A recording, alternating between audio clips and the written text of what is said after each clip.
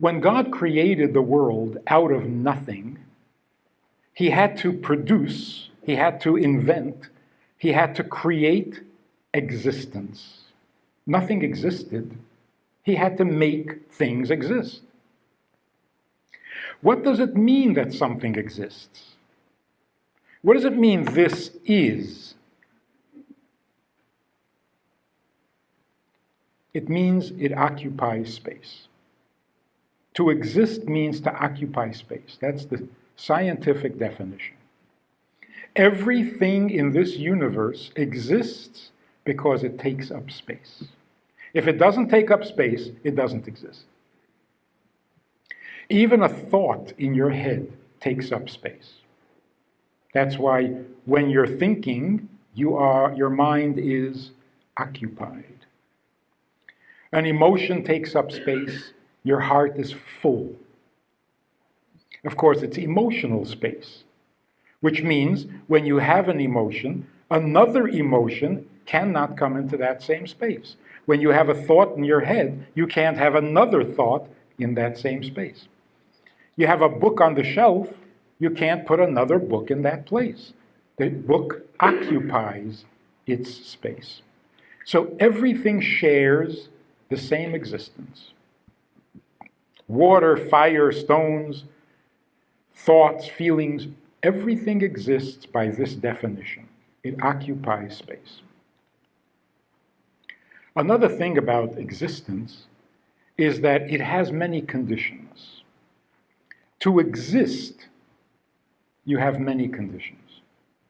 A person has enough to eat, enough to drink, had a good night's sleep, has a secure home, a roof over his head, has friends, a support system. He has everything. And what does that result in? An existence. In order to exist, you have to eat, you have to drink, you need a house, you need clothing, you need security, you need friends, you need... And when you have all of that, you exist, which means you continue to take up space.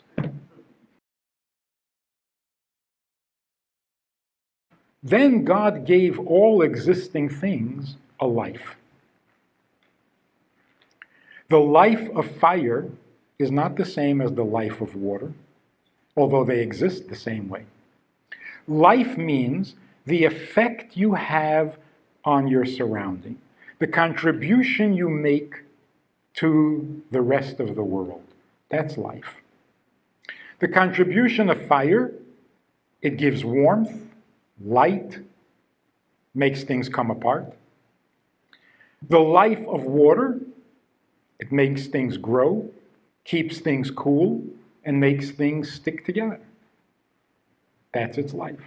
The life of a stone, it gives stability. A house made out of stone is stronger than a house made out of straw, as we all know from non-kosher sources.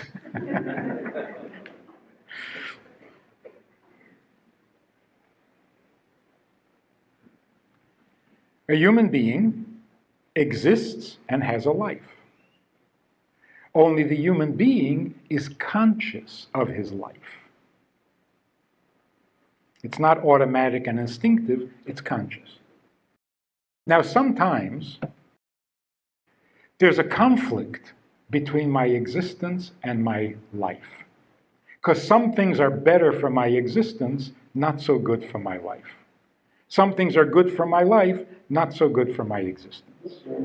For example, the fact that you're all here in this room. If I was here alone, I would have the whole room to myself. And my existence would be rather large. This would be my space. But you come into the room and you destroy it. You ruin my existence. Because, how much existence can you have if you're sharing the space with 100 people? So I hate you. It's not nice what you're doing to my existence. On the other hand, I'm really glad you're here because speaking to an empty room is not a life. So the fact that you're here, my life is better. But the fact that you're here, my existence is ruined. And we're not even married. Can you imagine what marriage is?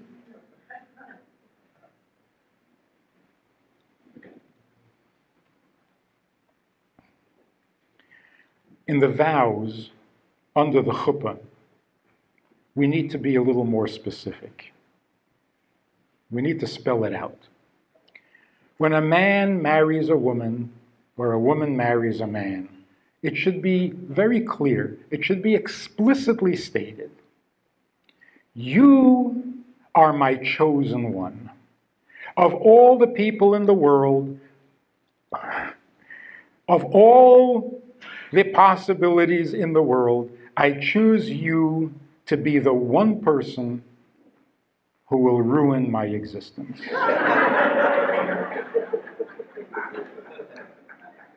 I don't want anybody else ever to ruin my existence.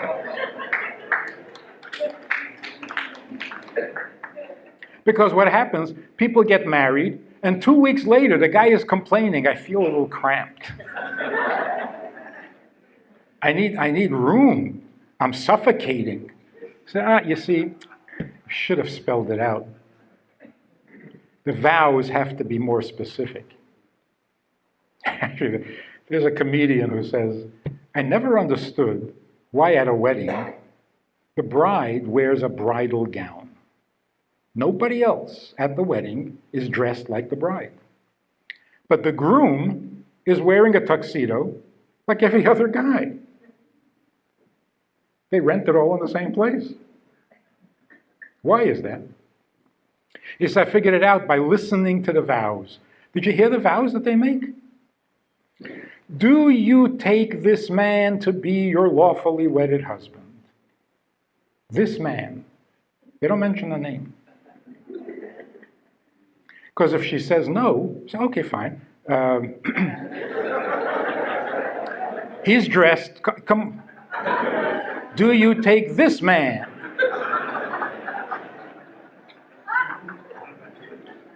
No? Come on, there's got to be somebody you like. See, you got to be more specific.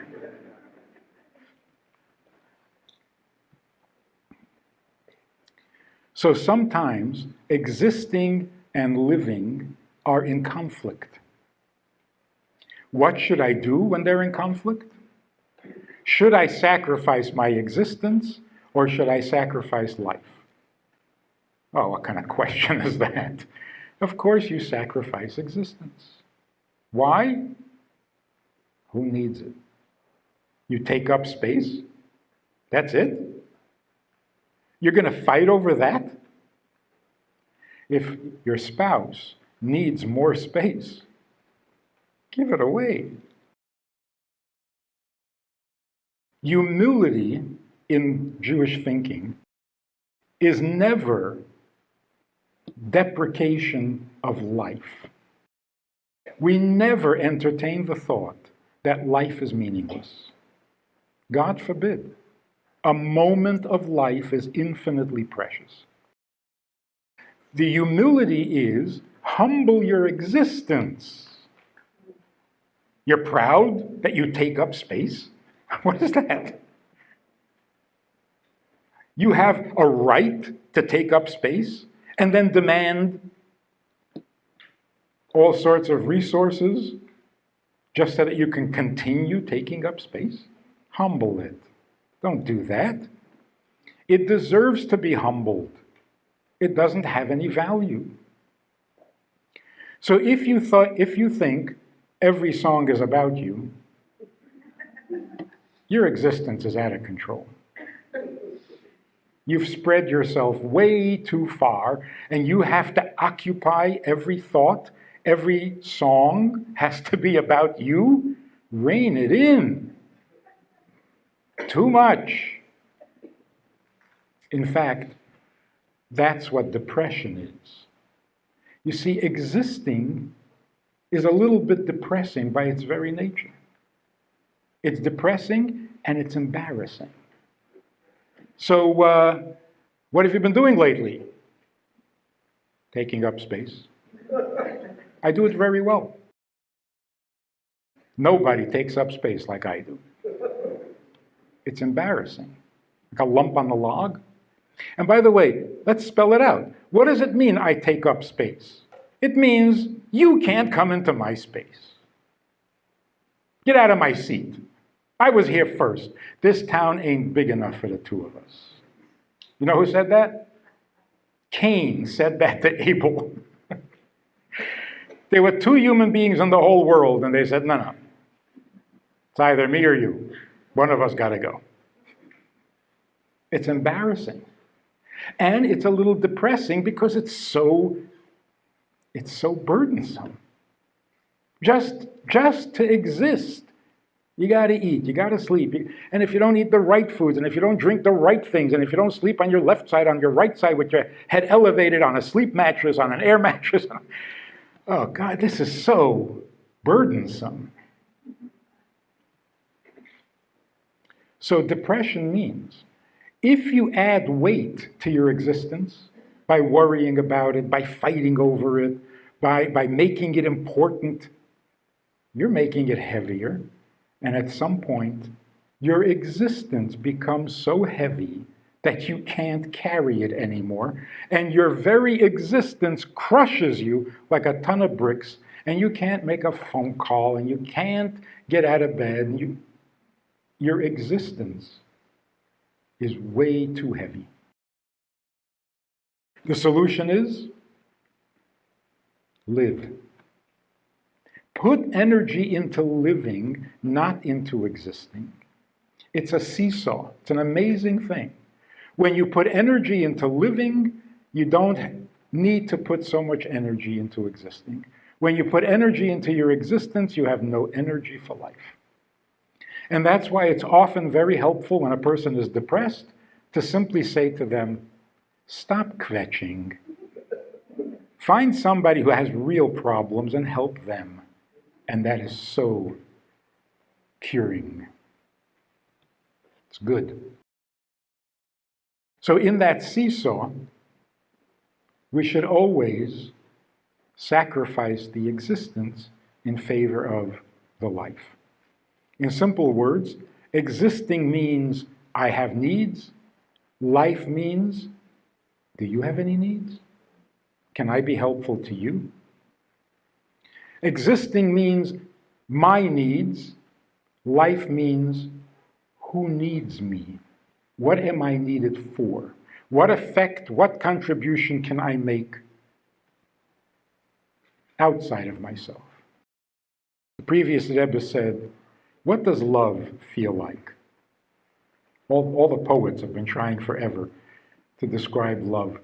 The Friedman Rebbe, the previous Rebbe, said, love is like this. You're walking down the street, burdened with your problems. Heavy. You're dragging your feet because you got so many problems and they're so heavy. And then, without expecting, you meet somebody you love. Your burdens are not so heavy. Your burdens lighten up. It's fine. Because you met somebody you love. Life is buoyant. It carries you.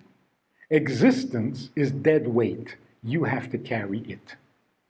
And it gets heavy.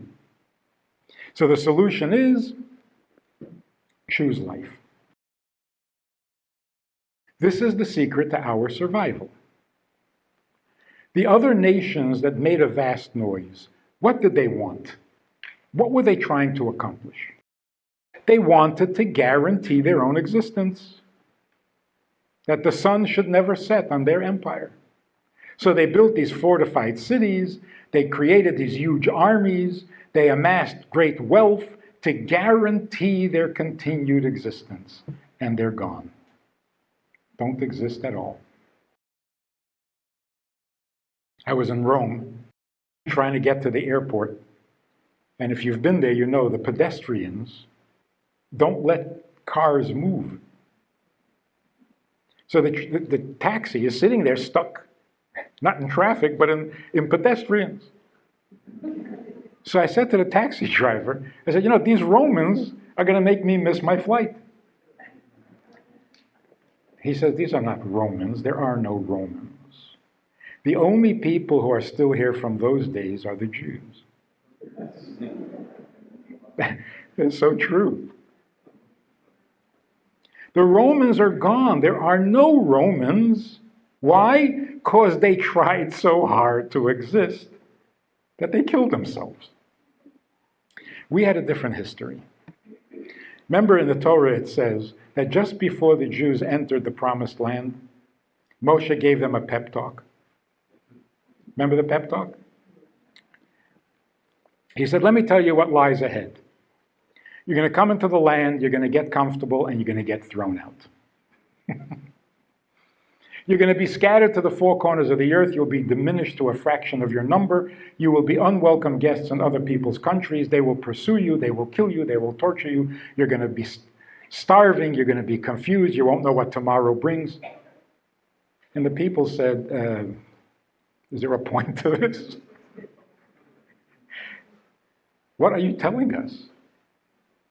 And Moshe said, forget about existence. Live. Focus on, be busy living, because an existence you're not going to have. Don't even think about it. So that's what our history has been. We barely exist, but we are so alive. In the times when our existence was literally down to the final hair, thread, we produced the greatest saints, the greatest tzaddikim, the greatest scholars, the greatest books, the greatest social structures, charitable organizations. We were so alive, and we barely existed. Even today, we barely exist. Ask any member in the United Nations, have you ever heard of a Jewish state in the Middle East? Never heard of it. It's not on the map. Doesn't exist. What do they talk about every day at the United Nations? How much trouble the Jews are causing. How Israel is messing everything up. For a nation that doesn't exist, we're pretty loud. But that's been our history. So you see, if you don't put a lot of energy into your existence, but you're busy living, the existence somehow just takes care of itself. This is why people have been asking for 5,000 years, why are we here? See, every human being with a little bit of sensitivity is embarrassed by their own existence. I mean, this is it. I take up space. That's it. There's got to be more to it than that. There must be. I take up space, then I make demands. Give me food, give me this, give me that. I need, I deserve, I have to have. And then what? And then I can take up space. Now, God, this is embarrassing. So every decent human being asks, why are we here? Which in different words is, why do I exist? And we ask that question because existing doesn't justify itself. It doesn't add up to anything.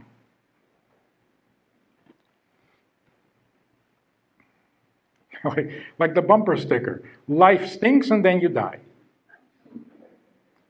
But the mistake is, don't confuse existence with life. The bumper sticker should say, existence stinks. Life never stinks. And that's where we get really confused when instead of asking, why are we here, we ask, what is the purpose of life? Oh, you're confused. The question is, what is the purpose of existence? The answer is life. Life is the answer, not the question. Don't get confused. So what does it mean, I love you, but I don't like you? Oh, it's so obvious. I love you because you're giving me a life. I don't like you because you've ruined my existence. So how do we resolve that? Very simple. Ruin my existence. Go right ahead. I'll be busy living. I'll be busy living. What is death? Life does not die. That's an oxymoron. It's like salt can't go bad. Or like the comedian says, how does sour cream go bad?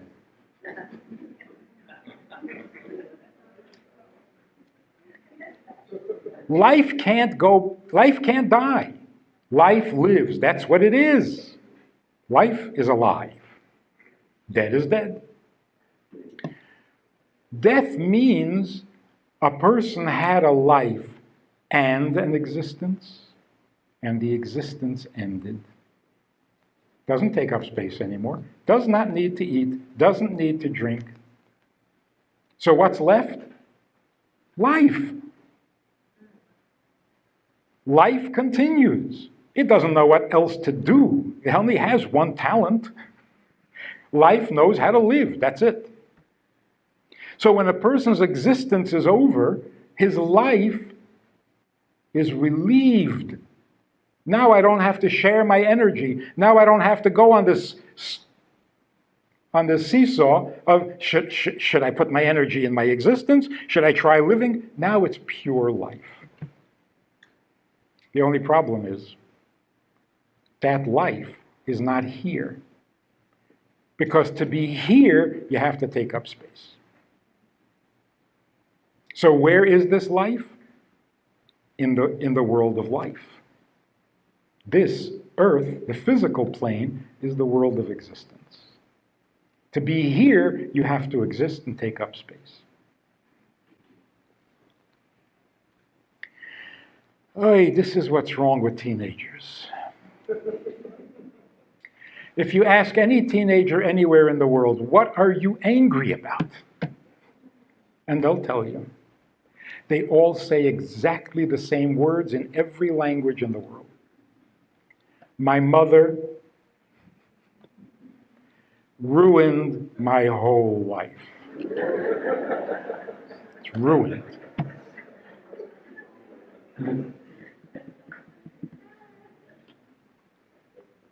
My whole life.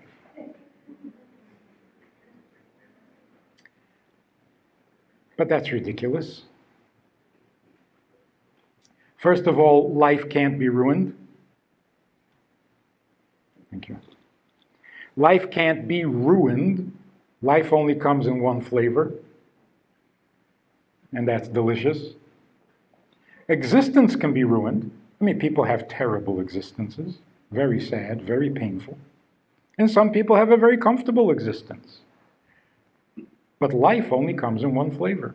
You can't ruin life. Life means whatever is going on and whatever your existence might be, you have an opportunity to make a difference, to make a contribution, to do something. How can you ruin that? The second reason that mothers don't ruin teenagers' lives is because teenagers don't have a life. Teenagers have an existence, and it's not even theirs. Like this teenage girl who says, I can't believe it. My mother went into my room. Your room? What, are you paying rent? It's not your room. It's a room your mother lets you sleep in. My mother went through my things. Your things? Nothing there belongs to you. See, but they get confused. Instead of saying, my mother ruined my whole life. They should be saying, my mother ruined my whole existence. And that's true. Mothers ruin your existence. And not maliciously, they can't help it. When an important guy who owns the whole town or the whole island, it's all his space. He is the king. He is the ruler. He is top honcho.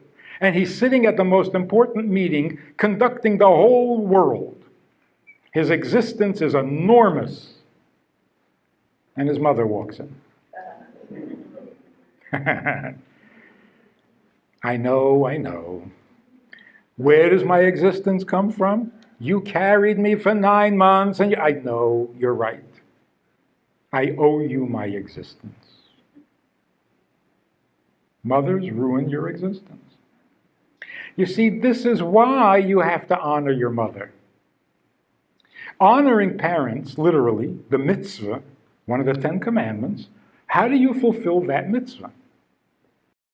By adoring them? By sending them a card on Mother's Day? You fulfill the mitzvah of honoring parents by doing menial tasks for them so that they don't have to do it. You carry their bags. You bring the food to the table. You ease their burden and make their existence easier by giving up a little of your existence. So in the 10 Commandments, God says, honor your father and mother, and you will live. When you give up a little of your existence for somebody else's existence, now you're starting to have a life. Now you're alive. When you take a dollar bill that's good for your existence, and you give it to someone who needs it more to help with their existence, what do you have? Life. Now you're alive. Shabbos. God tells us 6 days of the week you should work, but on the 7th day do no labor, which means basically, for 6 days of the week, do whatever you need to do to make your existence easier. If it's broken, fix it. If it's raw, cook it. If it's cold, heat it up. If it's hot, cool it down. Make your existence easier. But 1 day out of the week, 1 day out of the week, stop. Leave your existence alone. It is what it is. It's fine. If you take it too seriously, if you go around the year always working and worrying about your existence, you're going to get depressed. So 1 day out of the week, focus on life by leaving your existence alone. Whatever you bought before Shabbos, that's what you have. You didn't buy it, you don't have it. Whatever got cooked, that's what you have. You didn't cook it, so fine. Your existence is fine. It really is. Even when it's minimal. Even when Jews lived in a ghetto, when Jews lived in poverty, but Shabbos, I got no problems. I'm content with my existence, it's fine. We focus on life. Why did God create the world? In the very simple way of putting it, God's perfection, when we say God is perfect, He's infinite, we're talking about His existence. He always was and He always will be, and He occupies all the space. It's all His. But like the husband, He came to us at Mount Sinai and said, I can exist without you. I'm really good at it. I have an infinite existence. I existed infinitely before you. I will exist infinitely after you. My existence is great. But without you, what's the point? Existence without a life? The existence itself demands a purpose, a content. And the more perfect you are, the more you need a life to justify all that perfection. In some way, affluent people, successful people, are more likely to get depressed than people in third world countries. Because when your existence is fine, then it hits you like, what for? So what? Now what? And if you don't ask it, your children will ask it. Okay, fine, so? People who are still trying to improve their existence don't get depressed. People whose existence is already fine, now they have to face the question. And so? That's what a midlife crisis is.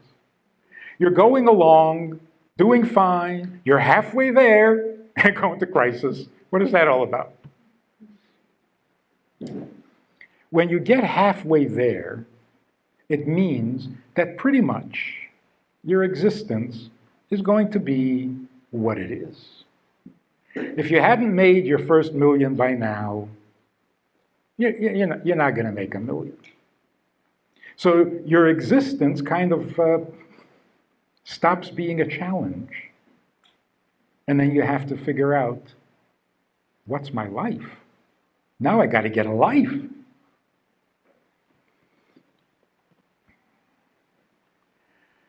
This is why we say l'chaim. You know what happens when we drink? I mean, you may have read about it. When people drink and get drunk, their existence relaxes. They say your inhibitions relax. Oh, I hope not. Your existence relaxes. And this is factual, this is true, because how do you know if somebody is drunk? If they're still standing up. You know, because when he wants to talk to you sober, he stands over here. In America. In South America, it's different. South America, they stand here. But when they get drunk, they stand here. And you back away, and they follow you. Now you know he's drunk, because he doesn't take up space. He's lost his sense of space. You go to buy a sofa, and the salesperson says to you, here's a nice sofa, this will seat 4 people comfortably. It's not enough information. It will seat 4 sober people comfortably. It'll also seat 9 drunk people comfortably, because drunk people don't take up space. Isn't that a fact? Would it be cute to see 9 drunk guys on a sofa sober up at the same moment?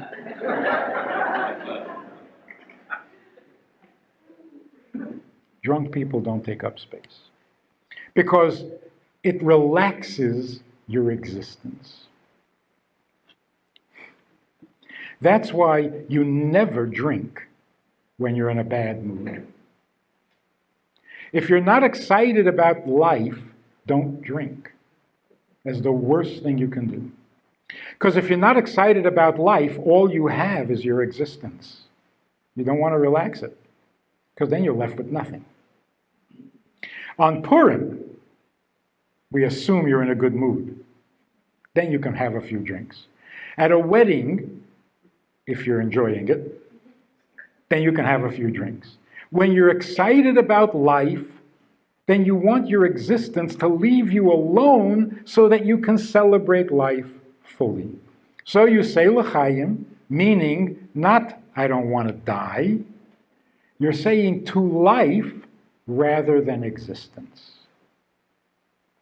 So I am going to drink this because I'm excited about life.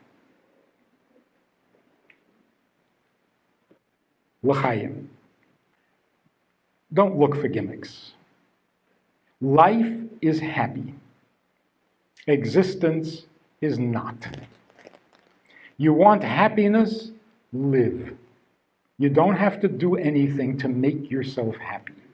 Live. Life is happy. Existence, even if it's really good, is somewhat depressing. L'chaim. We choose life. And because we choose life over existence, we will exist forever, because we don't care.